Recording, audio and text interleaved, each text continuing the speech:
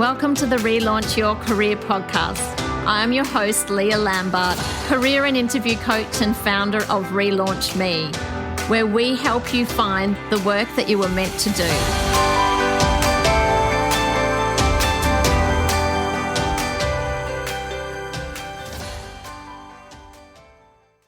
Welcome to the Relaunch Your Career podcast. Today, I have invited Sarah Fennessy, Principal Consultant from TQ Solutions, to talk all things Applicant Tracking Systems. Now, this is an episode that you don't want to miss if you're wondering how ATSs work and what goes on behind the scenes in a recruitment process. Sarah and I worked many years ago in recruitment at Lloyd Morgan, and she now specialises in HR tech, project management, process mapping, systems configuration, and optimization of recruitment management software such as PageUp, SmartRecruiters, Cornerstone, and some other platforms. She's an accredited SmartRecruiters implementation consultant and also a Phenom power user. Sarah, welcome to the podcast. Great to have you here to share all your knowledge and wisdom about applicant tracking systems. Thank you.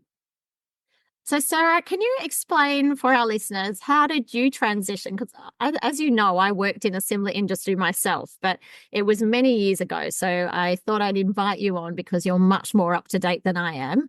But can you explain how you made the transition from recruitment into this field? Absolutely. So I think for me, when we were working together at Lloyd Morgan, that sort of agency recruitment, I liked the people side, but I didn't really like the agency aspect of it. I wasn't a natural selling people person. So given I had a marketing background, moved into Coles in a sourcing/recruitment type role. And it was there that I got introduced to PageUp. And part of my role was helping to configure and build and develop that system because it was still a fairly new product, and they let big companies like a Coles help invest in their business to rebuild it. And that's probably what sparked my interest, and I stayed at that sort of level for about I did a lot there at Coles, moved on to Telstra.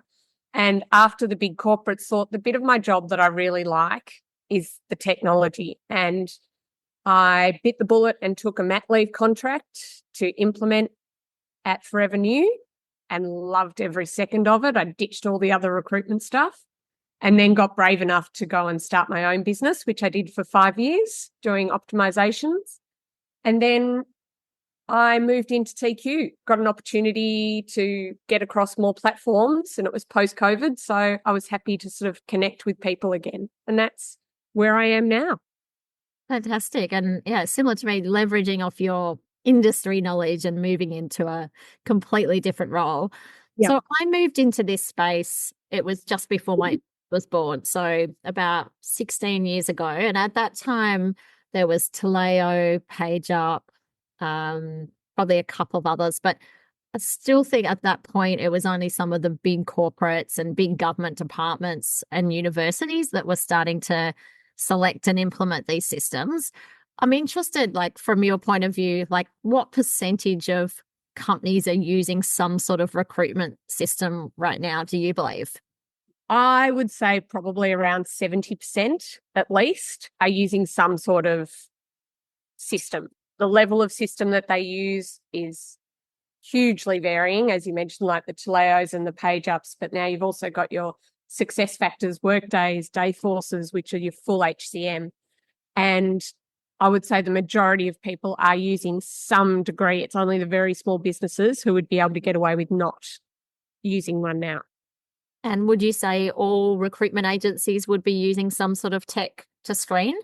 Yeah, they'd either be using a full ATS or an ATS with a CRM attached to it as well. And I will say, though, 70% are using an ATS. Whether all of them are using to screen, maybe we could take that down to 40 to 50% at this stage. Okay, and just for those who are, this might be all completely new, ATS stands for Applicant Tracking System. Yep. Which is, I guess, just a fancy name for software used to make the recruitment process more efficient, or should make it more efficient. And HCM is integrated. Yeah, so human capital management, that's your full employee life cycle. So that's employee records, payroll, performance, learning, everything. Yeah, all integrated into the one system. Yep. Okay. So for those who, again, have heard of applicant tracking systems, can you explain basically how this software is used in most of the organizations that you work with? Yep. So the majority of systems will have, you'll do all your sourcing. So you'll create your requisitions within the system. It'll have an online approval process that'll go through before it gets passed on to your talent acquisition team. They will then do all the posting to websites, job boards, everything through this system so that you're getting accurate data management the whole time. Excuse me. And then as applications come in, depending on the depth of your system, I suppose is what you would say, is where all the clever stuff comes in. The big systems can literally screen candidates straight out and say thanks but no thanks, and that's all automated. You'll never be touched by a recruiter. But then they can also grade and rank applications based on what you've built into the system, and then through there you will move them through a full recruitment process, finally to an online offer, and that will then get accepted online. You'll move into your online onboarding, and then you move into your employee records. So that's very high level what it does. But the ATS is the admin, I would say. Okay. I'd like to ask you a few questions about some of these areas. So let's start. The first thing you said is that these systems do have the capability to screen people out automatically. Yep, absolutely. Okay. So often I have clients who ring me and email me and they're quite upset that they've applied for a job and literally 20 minutes later get a rejection email. Okay. So would you say that is because that company has set up the system to screen people out and send them an automatic rejection? Would that be a high chance that that's happening in this case? Yes, I would say so. But I mean, someone might be really efficient and be able to get straight onto an application. The only thing I would say is most companies that I work with, best practice would be, even if the system is screening you straight out, maybe delay that email for 2 days to at least give the candidate the experience that you've spent time with them and looking at their CV. So what the system is screening out is what a human would have screened out anyway. So it wouldn't make any difference, but the experience can be a lot better. And that's what we focus on a lot now, is the user experience and the candidate experience. It can be. So this particular client had spent, possibly a day or 2 days putting together an application, applied at 1 a.m. and got a response literally 20 minutes later. So highly unlikely, unless the recruiter's if it's really a night owl. Yeah. And that comes down to configuration, because when you configure it, you go, these are our automatic rejections, and we want the system to delay that response by 2 days. You can set it to whatever you want. So you still don't have to touch it, but at least it feels a bit nicer. And you're not going, well, you don't want them to walk away and have a bad experience for your business. Yeah, it didn't create the best impression. No. So what would be I guess, how long's a piece of string, but would they be, for that system be set up that way, would they be screening on keywords? Would they be screening on a qualification? Like, could you give people an example of how they might screen someone automatically without a human actually looking at their resume? Yeah, so it would be going through probably a bit of keyword screening, and a lot of businesses are starting to move much more towards skills-based recruitment. So your skills section of your resume becomes very, very important. It's less about, I was an accountant here, and I want to be an accountant there. It's like, I know how to manage numbers, I can work spreadsheets. So they are transferable skills into another area. So you can build that into the system to say that's what we want. The easiest example to use is graduate recruitment, because there would be an average score that they'd say, anyone under this, you don't get through. Boom. But it would also, and again, it depends on the advancement of the system they're using. So if you put in those keyword skills and all of that, that might give you a score out of 100. And they may have said to the system, anyone who scores 70 out of 100 or below, we will automatically screen out. We only want to keep the top 30%. So it's hard to say if it's one specific thing. It might be a combination of attributes, years of experience, etc., that will bring that score up. Some people choose to screen out on that. Others will just leave them sitting there and you'll never get touched. Just at the end of the process, you'll get kicked out. Yeah, so basically you're there as a just in case we need to go back to this list. Yep, absolutely. Yep. Yeah. And when you mentioned the skills being important, look, that's obviously when my writers work with clients, that's a big part of what we do. Using, looking at technical expertise and skills, but also the people-centric skills. We're not meant to call them soft skills anymore. Yes. Would they be screening often on the people skills versus as well as technical? Yep, if they can. And as I said, it's getting, with AI coming in now, it's getting better and better and better at how it can do that, because at this point, most systems need to have rules in the back end that you have to build and create. Whereas as more AI is coming into them, there's more machine learning and system learning. So you're teaching it each time you have a specific role with a specific job description and you screen people out. It's going, okay, these are the sort of people who aren't getting in and these are the ones that are. And it's just learning in the back end how to do it. Yeah. So it's much easier. So say, for example, look, I find often clients with, say, Microsoft Suite as an example. People are like, oh, well, I won't even put Excel on because surely that's a given that everyone knows Microsoft. And I would say, oh, no, you must have it in there because if that's a keyword. So say, for example, someone left out their IT skills section altogether and Excel and Word and other skills were a requirement, they could be lower than other candidates who've included those keywords. Without a doubt, their ranking would go down. So as much as we all like to put in, these are my greatest achievements in my role and it's all wordy and everything like that, we also need to think a little bit in regard to how are they looking at my CV these days. So yes, get those words on there because they're the things that it's looking at. But it's also comparing, a lot of them now will take the job description. So if you do have the job description, it will be passing your CV against that PD as well. Okay, so let's go back another step, if that's okay. So we talked about the system screening people out altogether. And then you also mentioned that they might be ranked against other candidates based on keywords. So I assume, those who rank the highest might be, the top 10, for example. And if I was a recruiter, I'd probably obviously start at the top of the list. So that might mean, again, you're still in the running, but if they get through the top 10 and they've already got 5 people to interview, they're probably not going to go and look at between 10 and 100. Correct. So it's about getting to that top part of the list, for want of a better word.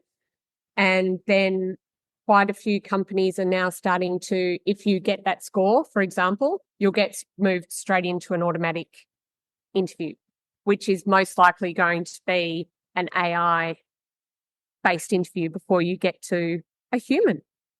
So there's a lot of that starting to move into the systems now as well. Can we just talk about that a little bit more? And I think what you mean is where someone logs on to do a video interview, there's no one actually at the other end. Yep. They have to answer generated questions and record themselves. My understanding is these systems are also using AI to listen to those videos, that there may not actually be a human who watches them at the other end. Is that correct? Again, they're listening for keywords. Yeah. So, I mean, and again, the spread of technology is huge. So the ones who do it really well, and I'm not going to name names because we're agnostic, but the really good AI systems would generally say, first, you should do a chat interview. So like you've gone with, say, your Optus assistant asking a question, how to fix your phone, your first interview might just appear like that. So you're talking to an AI bot answering questions. And again, that will rank you a score based on what it's learned. And then that might push you through to a video interview. And the reason I say that is it's people, obviously, video interviewing is intimidating and scary. Whereas if you do that soft sort of chat interview to ask the basic questions, what's the salary you after, what this, what that, just those clarifying questions before you move to that next one. And that video may still be an AI interview before you get to a face-to-face. And it will be a combination of still a lot of those systems, people will sit and review every single video interview. So it's done by a human, but the top of the line systems can do that for you. And so that chatbot screening is like replacing the phone screen that we used to do as recruiters. Absolutely. Yep. It's just making it quicker, easier, and more efficient. Interesting. Yeah. And so recruitment agencies, would you say, I know they use JobAdder, are their systems as powerful as some of the ones that we're talking about in the larger companies?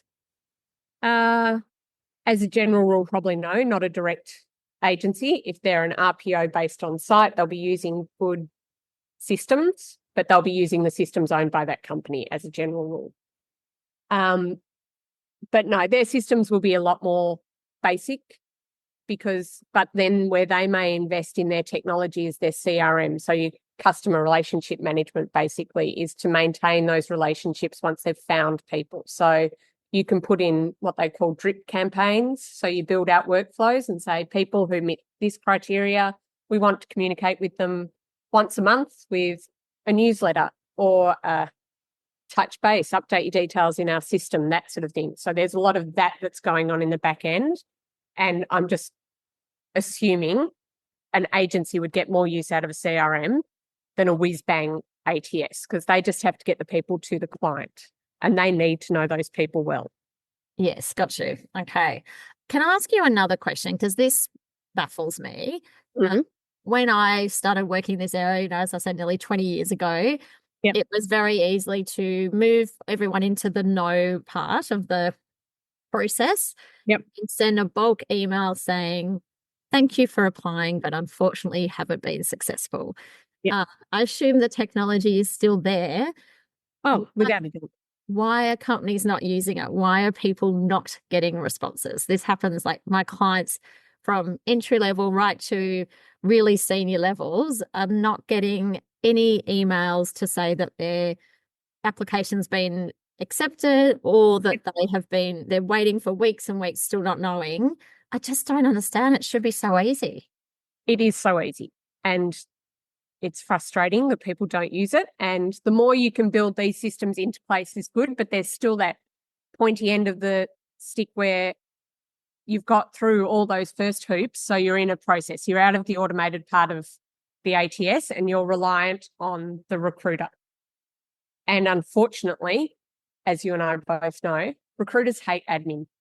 And even though it's a matter of bang, bang, bang, if they're really busy and they're managing 50 jobs at once and the system's not set up to prompt them when they do it, so it all does come down to how you configure a system, you would probably find that people who haven't looked at their systems for a while, they're the ones not doing it. The people who have up to date and are re-looking at their processes all the time, it's not happening as much. But there are a lot of companies that might have had a system in for 8 to 10 years who have never really looked at it again. They've just kept using it how it is, little tweaks along the way, but it is still very much a recruiter-led step. And they can very easily skip it too, because sometimes they go, oh, I'm not quite ready yet. I don't want to. I want to make sure.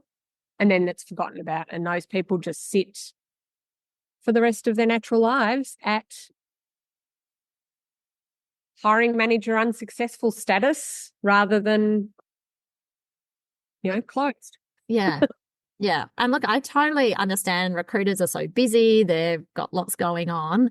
I just think it's basic customer service. And I remember like when we were in recruitment, it was just drilled into us that you would always call, and that, look, I used to find that quite stressful because the volume was, obviously you had to get through a lot of people.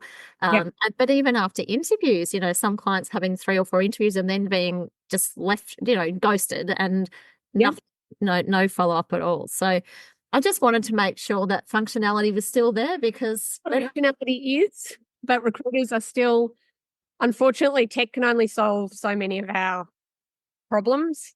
But what I can say on a positive note is a lot more of my clients now have UX teams, so user experience teams, which are for the candidate or the employee or of that. So it's a team of people who are focused on the experience. And that is now probably because the technology is taking a lot of the heavy lifting away from the recruiters.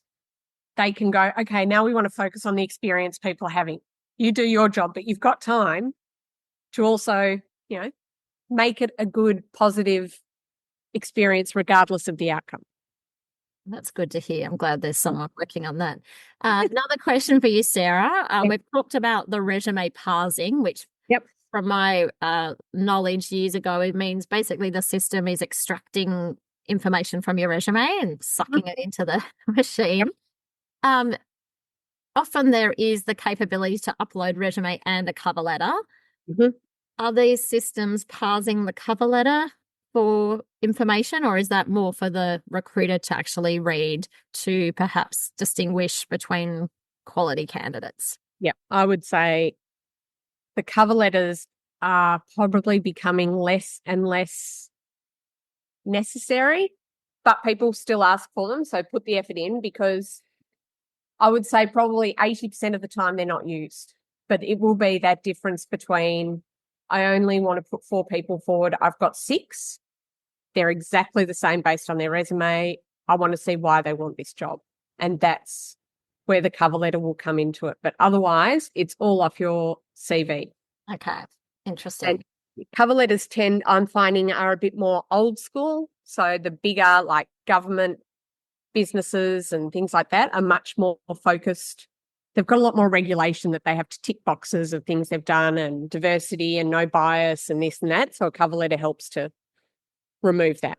Yes. And I also think if you're applying to a smaller company that like your family business, or they like a bit more of a personal touch, then without a doubt, it definitely pays to include the cover letter. Yep. Anything else that's happening with applicant tracking systems that might surprise us, Sarah?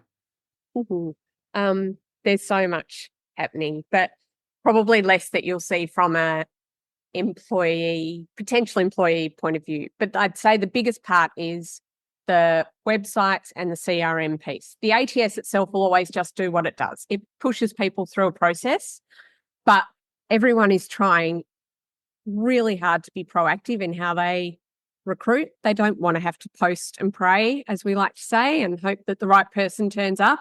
They want to make sure that of that short list of 3, the 2 who missed out, who are still great, are in their database and not just sitting on a list. They're managing them. So what I would encourage people to do is, if there are businesses that you are genuinely interested in, is jump on their websites. And if they have joined, especially if they use words like join our talent community or things like that, that means that they are proactively trying to source. It's still a huge learning curve for people, but the more information you give them, these systems will start to say, you put the job in, you source it, and it will automatically flag matches from the CRM, who you can then invite to apply to the job. So it will go, these are 5 people in your database who actually already match this. And they may do that before they even advertise. And if those 5 people are interested, boom, you're in. So that we used to hear about it heaps back in the day of the hidden job market.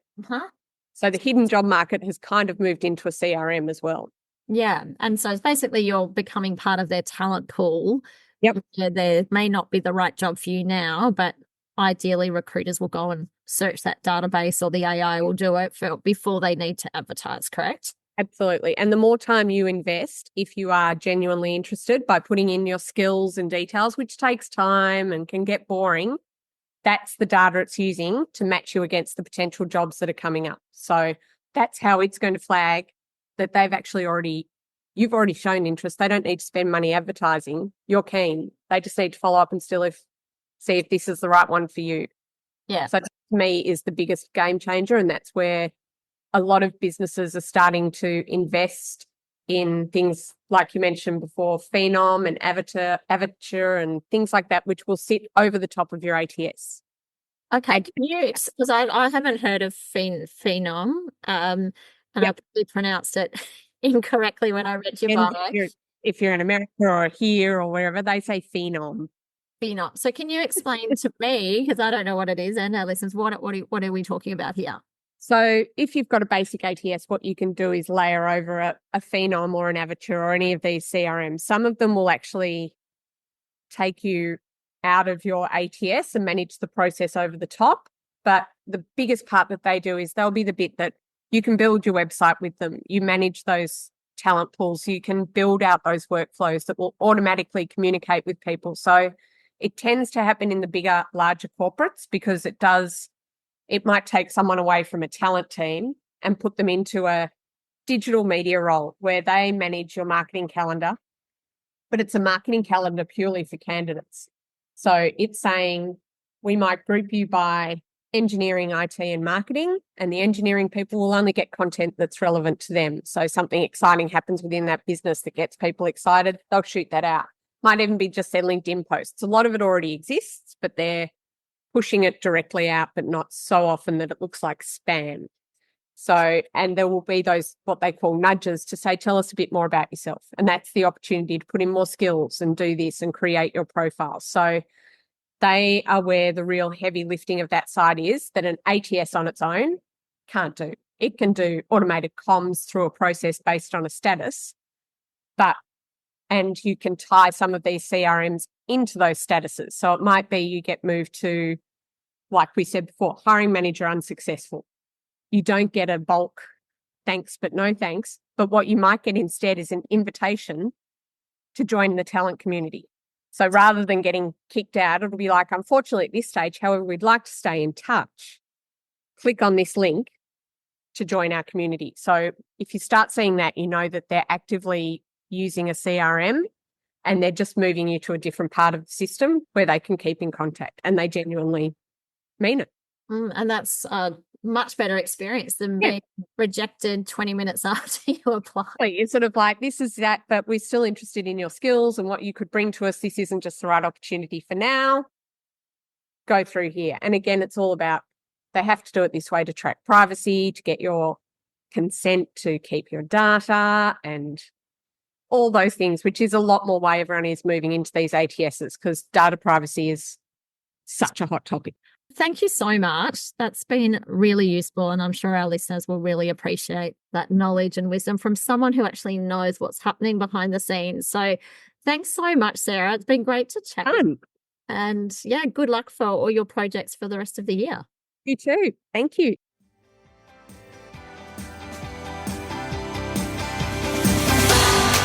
I hope you enjoyed this episode of Relaunch Your Career.